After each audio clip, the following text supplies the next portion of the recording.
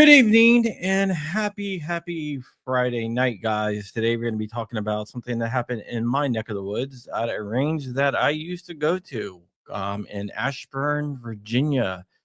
For years and the police and the ATF. So let's go ahead and talk about it.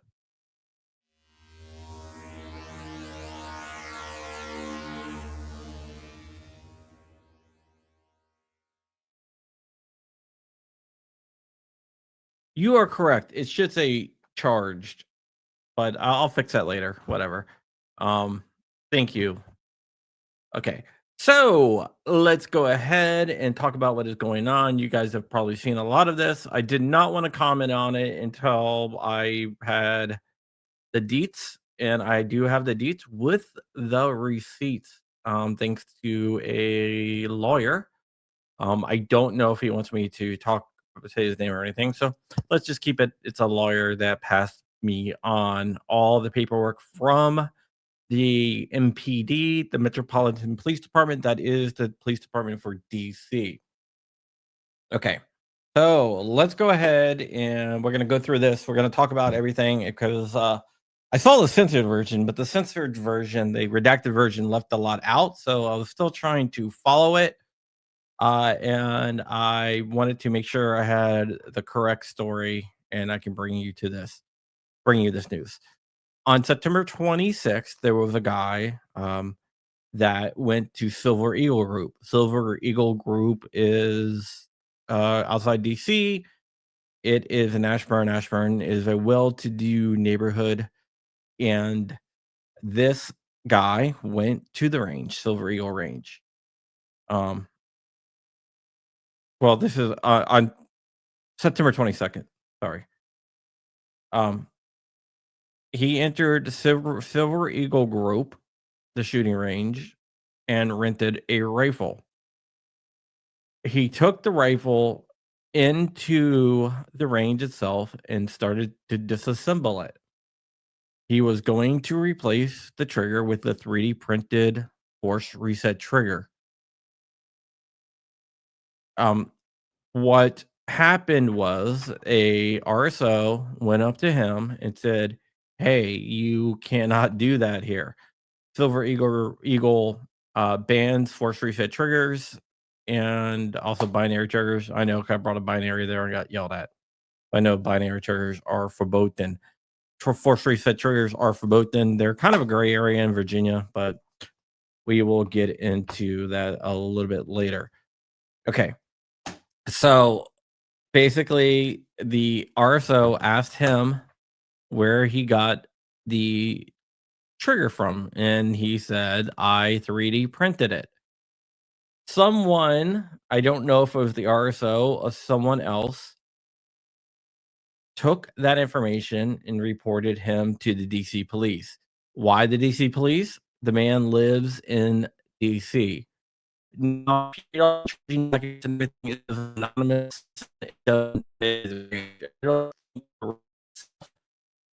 Did it?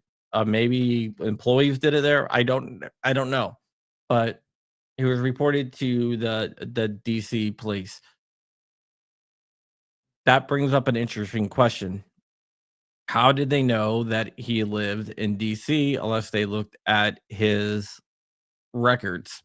I don't know. Maybe he told someone he lived in DC, but who the anonymous citizen knew he lived in DC, and the only thing I can think of is maybe they got it through the database. He was a or someone the cops got it looks like it was given to him. So he was a member of Silver Eagle for 6 months. Um, and they asked him basically to leave, and he went on his way. He gave back the rifle and went on his way. He didn't really get a chance to fire the rented rifle with the 3D printed FRT in it at all. That didn't happen. He did state to the RSO, which this is kind of makes me kind of wonder about the RSO. that he tried it in his rifle and it did not work. So that's why he rented a rifle from Silver Eagle to try it in the rifle. Okay. So then on the 26th, that's when a guy named Investigator Healyman, who is a member of the DC police force, he is the guy that investigated it, got a notice of it. Um, so he started doing his investigation. Then on October 8th, uh, Judge Edelman in DC, a DC Superior Court judge, signed a search warrant for all electronics inside the residence. One of the interesting things is that they did state it was an FRT, and the officer from DC stated that the FRT is a device that converts a semi-automatic rifle into a full auto rifle, which is definitely not how it works. Oh, that's weird. Okay. So they got the search warrant on October 1st, 2025, and was signed by Judge Park. And then on October 27th, they on October 8th, they got a search warrant for the electronics signed by Judge Edelman. They did a announce raid on the defendant's home. Announce raid is when you knock on the door, and that was on Wednesday, 2 days ago. There was a guy named Sergeant Pussiner who actually did the knock and announce raid, and the defendant lived alone at his house. When they went inside the house, what they discovered was 3D printed FRTs in plain view, right next to the guy's bed. Um, so he had 3D printed FRTs in plain sight. That's when they requested the addendum to the search warrant, and that's when they got it on October 8th with electronics inside the home. Um, it was a studio apartment, and I'm gonna list of everything that they seized in there for you guys. They seized a Smith& and Wesson Bodyguard 2.0 380, like, with 1 inch, with 8 magazines.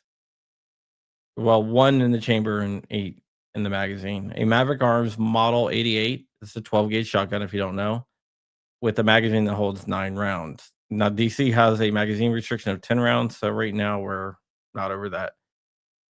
A Ruger Model 1022, 3D printed lowers, 3D printed FRTs, a Phoenix Arm HP 22, which is a terrible, terrible semi-automatic 22 gun. Ugh. It have a 10 round magazine, firearm optics. They got 900 rounds of 22, 158 rounds of 380, 78 rounds of 223, 4 rounds of 5.56, and 65 rounds of 12 gauge. He also had 3D printed firearms accessories, a 3D printer, 20 rolls of 3D print of printer filament, 5 SD cards, 4 USB cards, 2 laptops, 3 storage banks, and 1 cell phone. So the ATF was brought in and they questioned the defendant. During the interview, the defendant confessed that he knew what FRTs are and how they are capable of turning semi automatic firearms into a fully automatic firearm, which is a lie. FRTs do not do that. So I don't know why he would say that unless he was forced to and didn't have a lawyer, which never talk to the cops without a lawyer. Basic 101, don't talk to a cop without a lawyer. He also admitted to uh, 3D printing the FRTs, and told them exactly where the CAD files were located on the laptop. Then he told them that he had an additional rifle in the vehicle that was parked out in a public place. So they went to his uh, Toyota Prius, um, and a canine came out and sniffed around the car, and of course they found something because they always do. And they conducted a search of the vehicle after the canine hit for a firearm, and they recovered a Andro Corp Industries model ACI 15, which is a AR-15 like firearm. They took everything back to the Violent Crime Suppression Division for processing. Um, and they checked all the firearms for modification, stuff like that. They took apart the rifle that they found in the guy's car, and they found that that was equipped with a 3D printed FRT.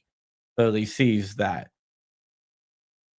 So, based on that circumstances, they placed him under arrest for possession of a machine gun and pistol license violations.